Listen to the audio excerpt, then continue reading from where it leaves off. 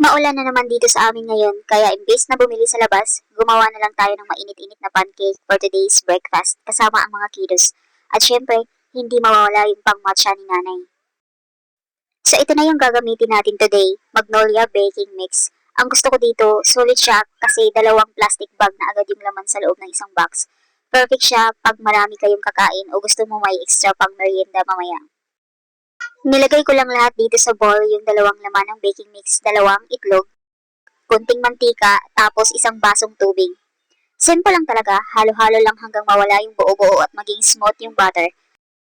Habang hinahalo ko, mas lumalakas pa yung ulan dito sa labas kaya mas nakakagutom lalo.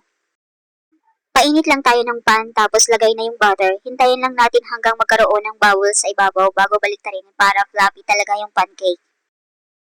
At ito yung favorite part ko, maglalagay tayo ng Eden milk cheese sa gitna. Grabe, pag natutunan na yung cheese, sobrang bango talaga.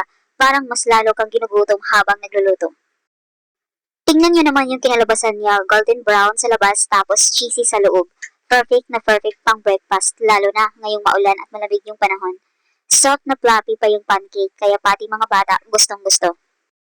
At syempre, hindi mawawala yung matcha drink ko, pancake plus warm drink habang umuulan. Sobrang comforting lang talaga ng feeling.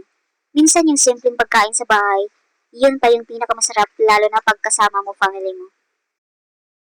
Ayan lang yung simple breakfast natin for today. Easy lang gawin pero sobrang sarap at busog talaga.